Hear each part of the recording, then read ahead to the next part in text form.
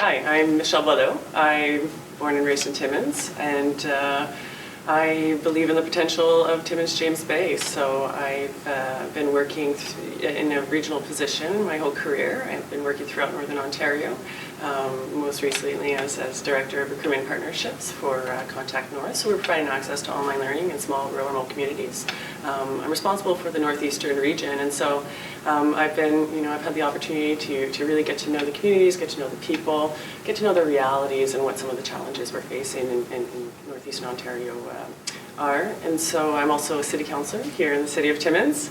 Essentially, as I've been working at the community level and in municipal politics, I've been learning how we work with the different levels of government, and I think it's time. I think it's time for a new voice for Timmins-James Bay. I think that could really benefit some of the great initiatives that are already going on here and can really stimulate some economic growth.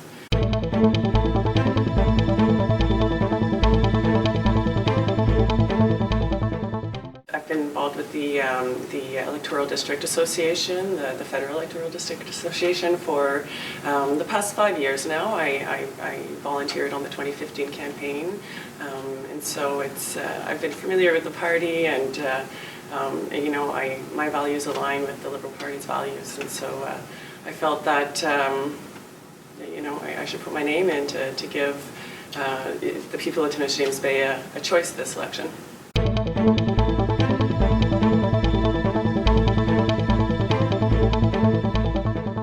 When I was elected to City Council, I made a commitment to work for the residents of Timmins, and I intend to uphold that commitment. I have been, as I've been campaigning in this election. I've continued my responsibilities as a City Councillor because I made a commitment to the people of Timmins. But when I saw what was happening at the provincial level, when I saw how that it was going to impact municipalities and how it was impacting municipalities. There's various cuts being proposed, which means costs were going to be downloaded onto our communities here in the region, and it wasn't going to be tenable for us. And so one thing that I felt was one thing that provided relief a little bit to our municipalities was the federal's not intervention, but initiative to work more directly with municipalities. And so they doubled the gas tax transfers, and these are all things that I grew to understand as a municipal councillor, and that we might not all be aware of because it's not always making the headlines, right? So I was encouraged by the role that the federal government could play in terms of supporting our municipalities, especially in remote regions. And so I saw an opportunity to continue my work for the people of Timmins, but at that federal level. Also, when I ran for municipal council, I ran on the idea that we need to strengthen regional collaboration. I think that if we want to see economic growth and prosperity and want to see our communities thrive, we're really going to have to work together. Our voices aren't always being heard in Queen's Park and in Parliament, and so I think that if we all work together, then we can come with a stronger voice. And so I don't think it should be a surprise that I want to work for the region. Yes, I want to continue uphold my commitments to the residents of Timmins, but also be able to help the other communities in our region that we work so closely with.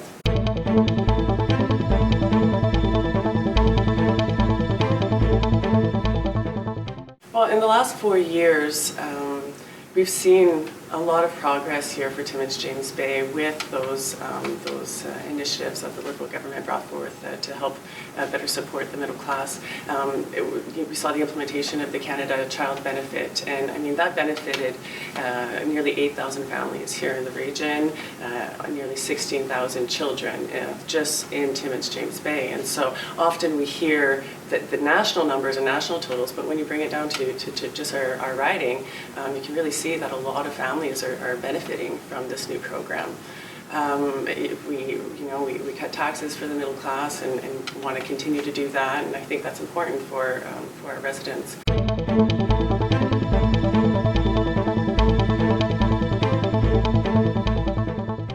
So this is certainly something that is a major priority for myself personally, but I know that it's also a priority for a lot of the people here in Timmins-James Bay. I hear it often when I'm at the doors, and I've often said that we live in a riding where we could actually see the impacts of climate change. We're seeing forest fires during the summer, the permafrost that's thawing up north, and it's having major impacts on not only wildlife behavior, but on our own human behaviors, right? We're going to have to adapt to that. And so I've been encouraged by the actions that the Liberal government took in the last 4 years. We had the first government that actually took demonstrated action on climate change and has a plan that can work. And it's a responsible plan, right? So we are taking action on climate change, but we also want to make sure that we're continuing to grow the economy, that we're continuing to take care of our people with strong social policy. But I mean, we're proposing to do a lot so we want to ban single-use plastics, which I think is a popular notion, and it will stimulate new industries, new jobs, and so I think that's something that could definitely be a benefit to our region and to Canada. We want to plant 2 billion trees, right? It's a natural way to decarbonize the air, and that again can definitely be a benefit to our region where forestry is such a strong sector. And finally, one of the major things that I think is really exciting is that we want to conserve 25% of our land mass as well as our ocean coast, and so I think that could definitely be a benefit for our riding, especially because there are territories here in the Mushkegowuk territory, right, where we need to protect some of that land, and I think that we could definitely, I think I can be the voice for the region to bring some of that kind of conservation, those conservation efforts here. I'd like to preserve some of our territory. And finally, we put a price on pollution. It's no longer free for big industry to pollute, and we're going to reinvest, right, the profits that come from that. And I think that's important. We have to look at new ways to do business, I guess, right, for our industries. And something I also think could be exciting and could be a new opportunity. You present new opportunities for Timmins-James Bay is that we want to cut the corporate taxes by 50% for clean industries, right? For clean tech companies that are developing clean technologies or clean manufacturing clean products, and so this could, we talk about diversifying our economy here in the region, and I think this could present some new opportunities.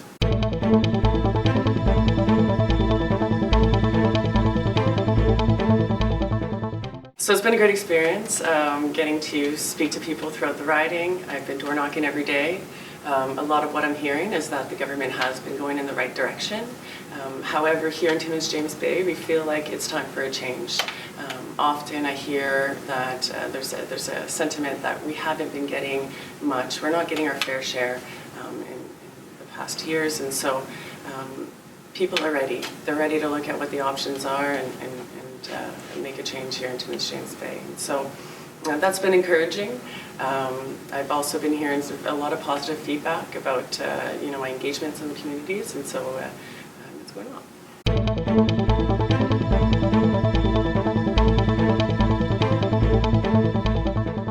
In my role as a city councillor, I've had the privilege to be assigned to multiple boards and committees, such as the Cochrane District Administrative Social Services Board, the Cochrane District Social Planning Council, the Violence Against Women Committee, our library board, our museum board, and with those experiences, I've gained a good understanding of what's going on and a lot of the social issues in our community, as well as what supports are available at the governmental levels and what work we can be doing. And so I think I have a good sense of what's going on in the riding, and I'd like to really help support the community organizations that are driving forward the solutions to a lot of the social issues here.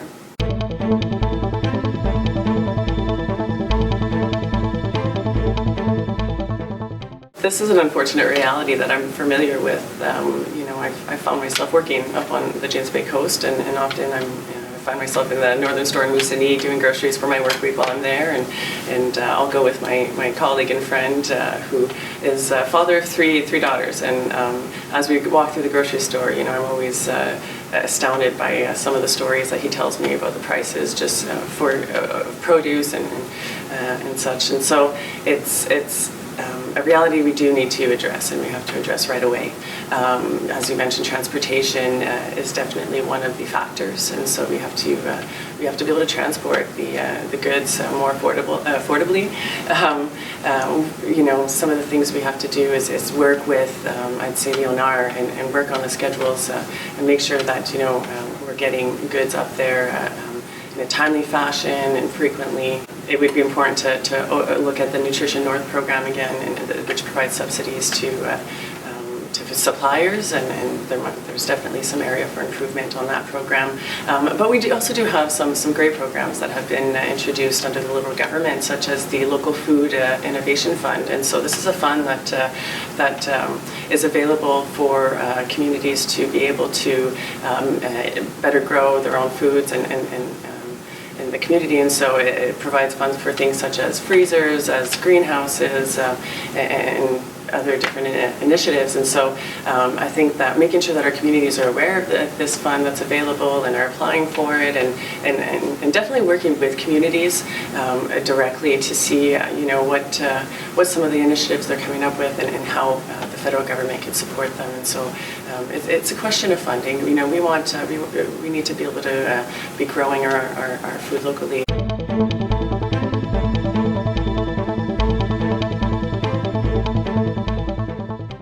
So this past Liberal government extended the mining exploration tax credits that were available to junior mining companies, and so that's definitely something that's important for our region that has definitely helped our region, and we want to continue to build on these kind of things to stimulate the natural resources sector here.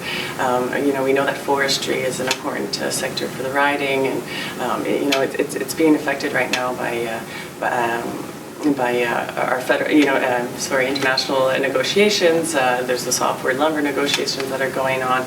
The Liberal government has made some great progress there in advancing that file, and so we want to be able to see that through because that's definitely an important issue for our forestry companies, but also, we're looking towards agriculture in this region, and that's definitely a priority for the Liberal government as well. We saw investments in agriculture and agri-food, the agri-food sector, and so again, it's I look forward to working with our local producers to make sure that they are accessing the funding that's available to be able to boost their activities here. Another thing that we need to be looking at in terms of the agriculture industry is also bringing some of the processing operations to the region, because what I hear often is from our producers is that one of their major challenges is the cost of getting their product to market, and even before that, getting to processors, right? And so if we could bring some of that processing activity up here, and also look at transportation solutions to be able to transport our products regionally, I think that we could definitely see a big boost in our agricultural activities sector here in the region.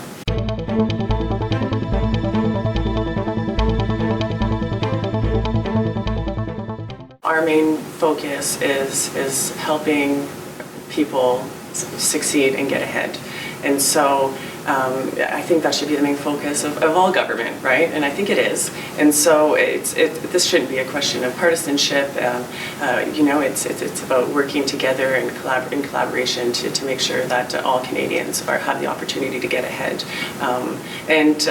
Examples of things that we're working on with the provinces and territories are things such as the National School Food Program or the the Pharmacare, Universal Pharmacare, and these are really important programs that I think that at the end of the day, everyone knows that we're just going to have to set differences aside and work on these and come to agreement as provinces and territories to really be able to boost these national programs, put them in place, and be able to help all Canadians get ahead.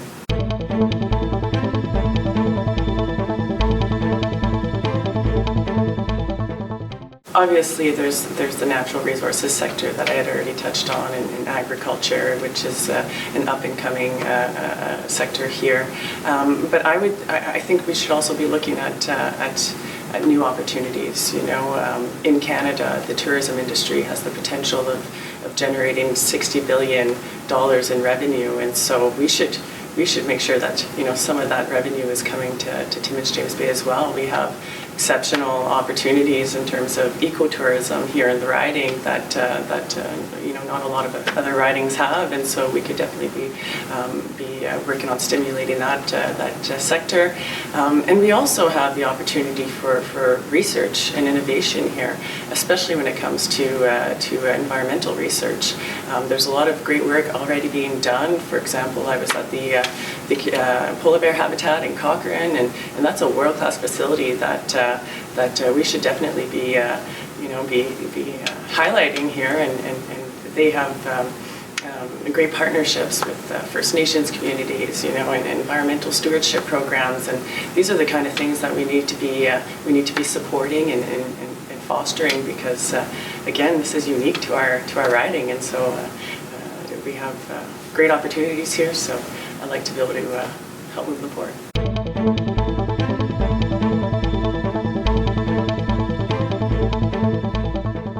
This has been a part of my work essentially my whole career, right? I've been working with students, with high school students and young adults, and helping them find opportunities within their communities or within the region, right? And so definitely ensuring that we have the training and educational opportunities available here in the riding for our youth, because we know that there is work in the region, right?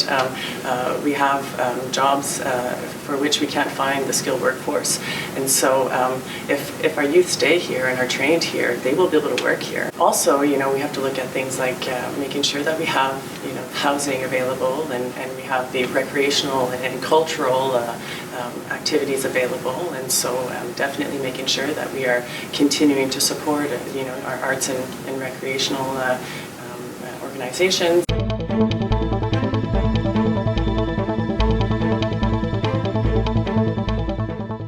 In 2015, we saw a change sweep across the north, right? We saw communities like North Bay and Thunder Bay and Sudbury and Kenora thrive with a Liberal MP. And you know, the number of jobs created in those ridings and funding that went to those ridings and projects that were advanced, you know, it's a long list, and so I think if we go based on that and what we saw throughout the rest of the region in the past 4 years, I think that we could be confident that should we elect an MP that's you know, in the majority, I would say that we could probably benefit from a lot of similar advancements here. What I've been telling people at the door is that you know, the role of the MP, it's a reciprocal role, right? It's not simply bringing the concerns of constituents to Parliament, but it's also bringing the information back from Ottawa to the riding, and so making sure that you know, our organizations and stakeholders are aware of the programs and the funding programs that are available. And so I think there's definitely advantage for me, because I've been working throughout the riding, I've been working with those groups, and I know who's doing what where. And so as funding programs become available, I'll know, you know, who to bring it to, that so-and-so in Kirkland Lake is working on a certain project, or in Cochrane, you know, can benefit from this funding, and making sure that they know about it well ahead of the deadline, that they're putting in their applications, etc. So there's that. But it's also the idea that you know, if elected, I would be joining a group of Liberal MPs in Northern Ontario, and so it wouldn't just be you know, a question of one voice representing Timmins-James Bay in Parliament, but rather you know, a group of strong voices united representing Northern Ontario's interests in Ottawa, and so I think that could be really exciting for our region.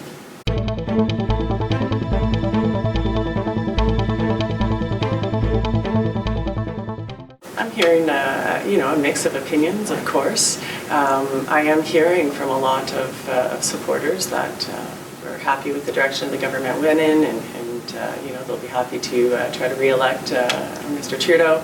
And yes, I am getting some hesitation. I do hear often, I'd love to vote for you as our local MP, but they have concerns over what they heard in the last 4 years, and I just engage in discussion. I hear what their concerns are, and I remind people that he is but one man in the party, and that we saw great progress in the past 4 years under a Liberal government, that sometimes a lot of the good work that was done wasn't necessarily being talked about because there were other headlines that, right?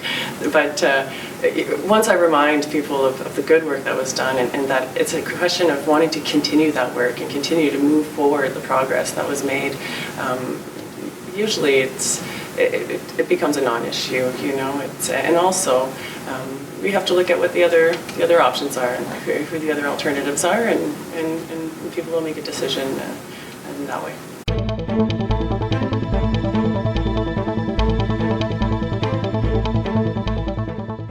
One thing I admire the most about our party leader is that he genuinely does care about the well-being of Canadians. In discussions I've had with him, that comes through so clearly, and so I could certainly respect that. And through all the trying times in the last 4 years, he has always apologized for his mistakes, has always owned up to his mistakes, and has promised to do better, and has been doing better. And so that's the kind of thing that I can respect, and that's the kind of leader I would want to work for.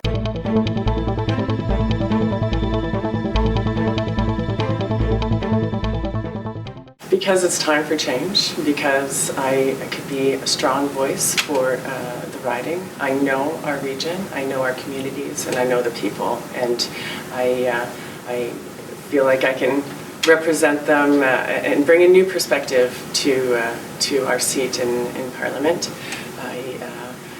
We haven't had a francophone representative in nearly 20 years. We've never had a female representative for our region, and we're talking about the future here. We're making decisions for the future, and I believe as a millennial I can bring in a very important perspective there as well. I'm experienced, I'm a hard worker, and again, I believe in the potential of our communities and our riding, and so I really just want to work to help see our region thrive.